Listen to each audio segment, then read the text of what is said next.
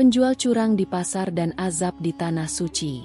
Di sebuah pasar tradisional yang ramai, Pak Karim dikenal sebagai pedagang sukses yang jualannya selalu laris manis. Namun, kesuksesan itu ternyata memiliki rahasia kelam.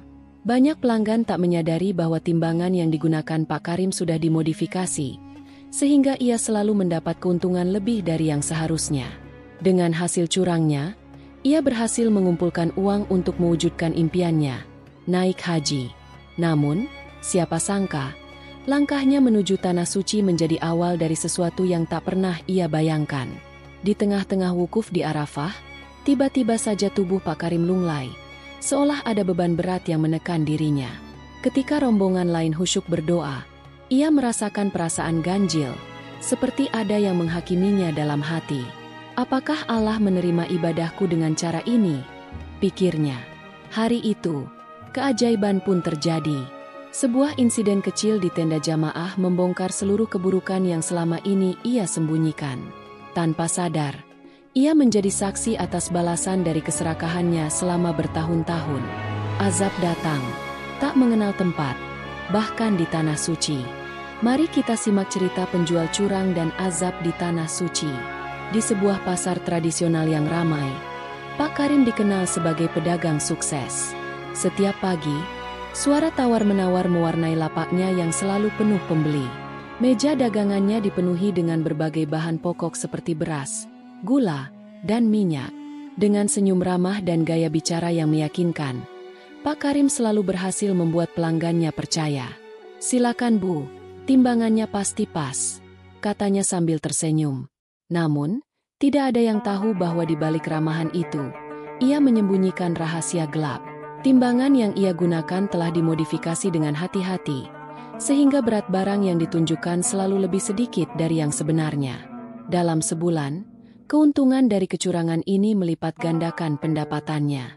Meski ada rasa bersalah yang sesekali muncul, Pak Karim memilih menutupinya dengan pemikiran bahwa itu adalah rezeki.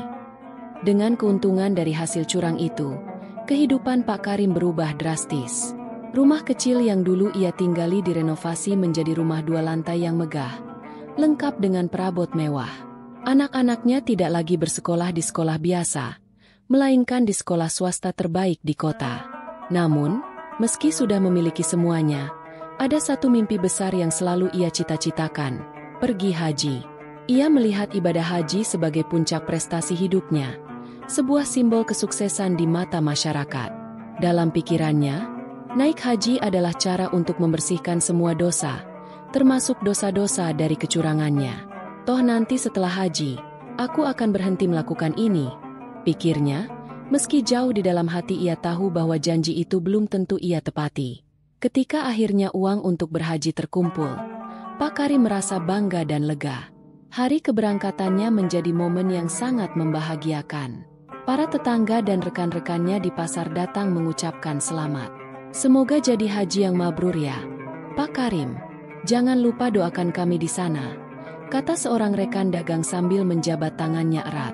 Pak Karim tersenyum lebar dan mengangguk penuh percaya diri. "Tentu, saya akan mendoakan semuanya," jawabnya. Ia merasa bahwa keberangkatannya akan mengubah segalanya. Dengan pakaian ihram yang baru, ia melangkah menuju tanah suci membawa kebanggaan sekaligus rasa percaya bahwa ibadah ini akan menghapuskan dosa-dosanya. Namun, ia tidak menyadari bahwa perjalanan ini akan menjadi awal dari sebuah pelajaran hidup yang pahit. Sesampainya di tanah suci, Pak Karim merasa haru. Pemandangan ribuan jamaah yang beribadah di Masjidil Haram membuat hatinya bergetar. Ketika pertama kali melihat Ka'bah, air matanya mengalir deras. Ia merasa sangat kecil di hadapan kebesaran Allah.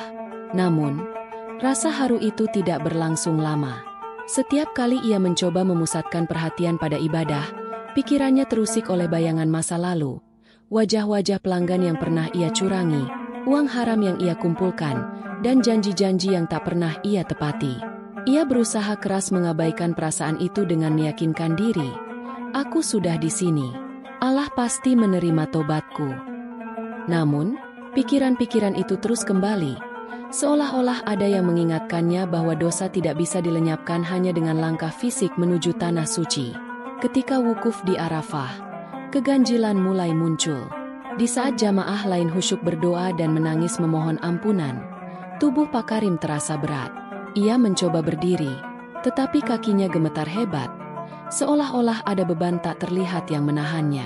Nafasnya terasa sesak, dan peluh dingin membasahi wajahnya meski udara di Arafah tidak terlalu panas. Ia mencoba membaca doa-doa wukuf, tetapi lidahnya terasa keluh, seolah-olah kata-kata itu tidak mau keluar dari mulutnya. Di tengah kepanikan itu, sebuah pikiran menyergap hatinya. Apakah Allah tidak menerima kehadiranku di sini? Apakah ibadahku sia-sia? Perasaan itu begitu kuat sehingga ia hanya bisa duduk diam di bawah tenda, menggenggam tasbihnya dengan lemah. Malam itu, suasana tenda jamaah berubah menjadi tegang karena sebuah insiden kecil. Seorang anggota rombongan tanpa sengaja menemukan kantong milik Pak Karim yang berisi uang dalam jumlah besar. Awalnya, mereka hanya bercanda, mengira uang itu adalah sisa tabungan untuk membeli oleh-oleh. Namun, ketika jumlahnya dihitung, beberapa jamaah mulai curiga. Pak Karim ini dagang apa sih? Kok bisa bawa uang sebanyak ini? Tanya seorang jamaah dengan nada menggoda. Senyum Pak Karim yang biasanya lebar kini berubah kaku. Ia mencoba mengalihkan pembicaraan. Tetapi pertanyaan itu terus berulang hingga akhirnya ia merasa terpojok. Dalam kondisi tertekan, Pak Karim tanpa sadar mengungkapkan kebenaran. Sebagian besar uang yang ia bawa, termasuk biaya hajinya, adalah hasil dari praktik curang di pasar. Pengakuan itu mengejutkan seluruh jamaah di tenda. Beberapa di antara mereka menggelengkan kepala dengan ekspresi kecewa, sementara yang lain hanya bisa beristighfar. Bagaimana bisa seseorang datang ke tanah suci dengan uang haram?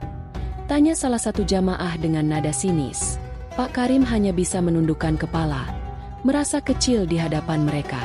Rasa malu yang ia rasakan begitu besar, seperti beban yang tak bisa ia angkat.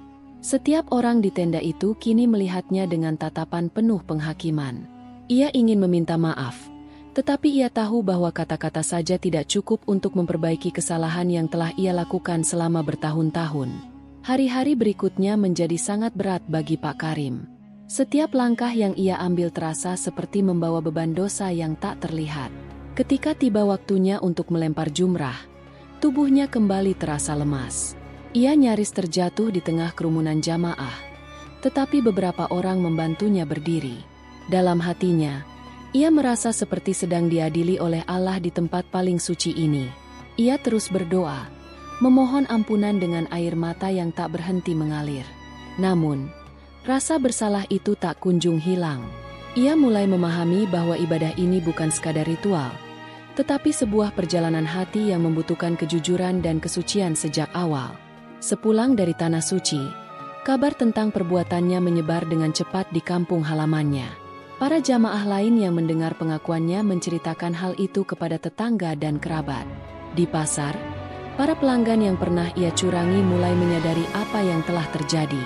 Banyak dari mereka berhenti membeli dagangannya, sementara yang lain datang langsung ke rumahnya untuk meminta pertanggungjawaban. Kehidupan Pak Karim yang dulu megah kini runtuh. Ia kehilangan kepercayaan masyarakat, pelanggan, dan bahkan rasa hormat dari rekan-rekannya di pasar. Rumahnya yang dulu ramai dengan tamu kini sepi, hanya menyisakan penyesalan yang menghantuinya setiap hari. Dalam keterpurukan itu, Pak Karim mulai mencari cara untuk memperbaiki dirinya. Ia mendatangi satu persatu pelanggan yang ia curangi, meminta maaf, dan mencoba mengganti kerugian mereka meskipun dengan sisa hartanya yang sedikit. Ia menyadari bahwa ibadah haji yang ia lakukan di Tanah Suci tidak akan berarti apa-apa jika ia tidak berusaha memperbaiki kesalahan-kesalahan yang telah ia buat. Meski perjalanan itu berat, Pak Karim bertekad untuk menjalani proses ini sebagai bentuk taubatnya. Azab yang ia alami di Tanah Suci menjadi pengingat bahwa keadilan Allah tidak pernah luput, bahkan di tempat yang paling suci sekalipun. Kejujuran dan keikhlasan, ia pelajari, adalah jalan menuju keberkahan yang sesungguhnya. Kesimpulan cerita, penjual curang dan azab di Tanah Suci.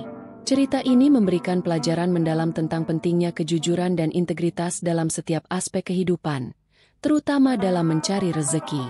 Pak Karim, yang awalnya menggunakan cara curang untuk mencapai kesuksesan, Belajar dengan cara yang pahit bahwa kekayaan yang diperoleh secara tidak jujur tidak membawa keberkahan, bahkan dapat menjadi penyebab kehancurannya. Ibadah haji, yang seharusnya menjadi momen penyucian diri, justru membuka aib dan menghadirkan konsekuensi atas dosa-dosa yang selama ini ia abaikan. Azab yang dialami Pak Karim di Tanah Suci menjadi pengingat bahwa Allah Maha Adil dan tidak ada dosa yang dapat disembunyikan, apalagi di tempat paling mulia. Kesadaran akan kesalahannya mendorong Pak Karim untuk bertobat dengan tulus, memperbaiki kesalahan kepada orang-orang yang telah ia rugikan, dan berusaha menjalani hidup dengan kejujuran. Kesimpulannya, cerita ini menekankan bahwa kekayaan yang diperoleh secara tidak halal hanya akan membawa kehancuran, baik di dunia maupun di akhirat. Keberkahan sejati hanya dapat diraih melalui usaha yang jujur, keikhlasan dalam beribadah, dan kesungguhan dalam menebus kesalahan. Ibadah bukan sekadar ritual, tetapi harus disertai dengan hati yang bersih dan niat yang tulus, karena hanya dengan itu seseorang dapat benar-benar mendekatkan diri kepada Allah.